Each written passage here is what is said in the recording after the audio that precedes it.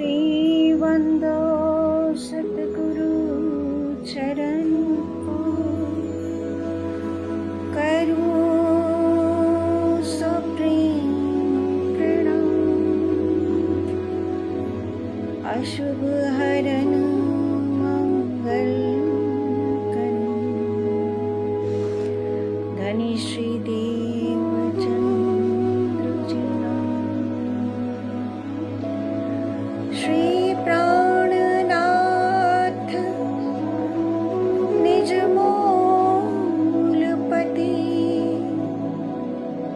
श्री महराज सुना, तेज कुंवर श्यामा जुगत, पल पल करूं प्रणाम, पल पल करूं प्रणाम। प्रणाम जी।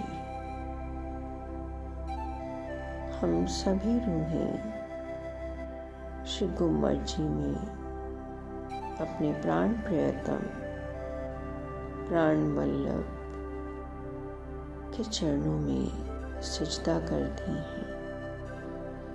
धाम के धनी साक्षात युगल स्वरूप में हमारे सामने हैं। हम रूहों को अपने घर की याद स्वयं ही करा रहे हैं। आगे धाम धनी फरमाते हैं कि हे रूहों, ब्रज में तुमने धाम धनी के साथ बहुत बहुत सुख लिया, बहुत आनंद की लीलाएं सब सखियों ने मिलकर अपने वाला जी के साथ की, आपस में की। उस निरत के सुख का क्या बयां करूं।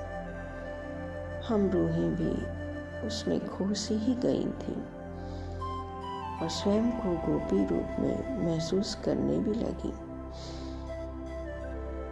धीरे धीरे एक समय आया जब हम अपने पिया की इस प्यार को पहचानने ना लगे। धीरे धीरे उनके इस निश्चल प्रेम पर हमें संशय आ गया और हम कह उठी, हे कान्हा, अब तुम बांसुरी ना बजाया करो। तुम्हारी बांसुरी की तान हमें खींचती है। हम दौड़ के आती हैं और घर पर बहुत रुसवाई होती है। धामधनी बताते हैं कि हम रूहों पर माया ने प्रवेश कर लिया। माया भारी हो गई और धनी का प्रेम कमतर लगने लगा। कान्हा ने अपनी गोपियों से इस बात को सुना तो बहुत बहुत दुखी हुए। हमने अपने प्राण प्रियतम को अनजाने में ही बहुत बहुत बड़ा दुख दे दिया।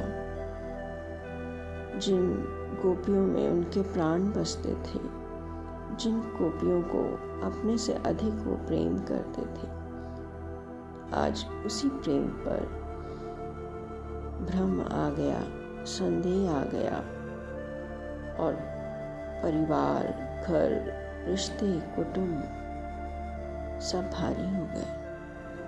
अगले ही दिन ना तो कान्हा की छम छम पैंजनी बजी और ना ही उनकी मोहक बांसुरी। बुलाया नहीं हम रूहों को। हम रूहें भी संध्या होने पर तड़प उठी, लेकिन बांसुरी नहीं बजी। एक दिन बीता, 2 दिन बीता। हम निरंतर मन ही मन उनके बुलाने का इंतज़ार करती, किंतु ना छम छम पायल बजी, ना बांसुरी बजी।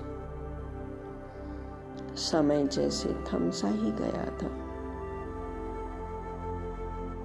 इस वियोग में हम भी तड़प रही थी, किंतु कैसे कहें कान्हा से कि हमसे भूल हुई, हमें क्षमा करो। उनकी साहिबी को तो हमने यहाँ भी नहीं जाना था, उनके प्रेम को यहाँ भी नहीं पहचाना था। धीरे धीरे 52 दिन व्यतीत हो गए। अचानक एक दिन बहुत बहुत सुरीली बांसुरी की आवाज़ सुनाई दी।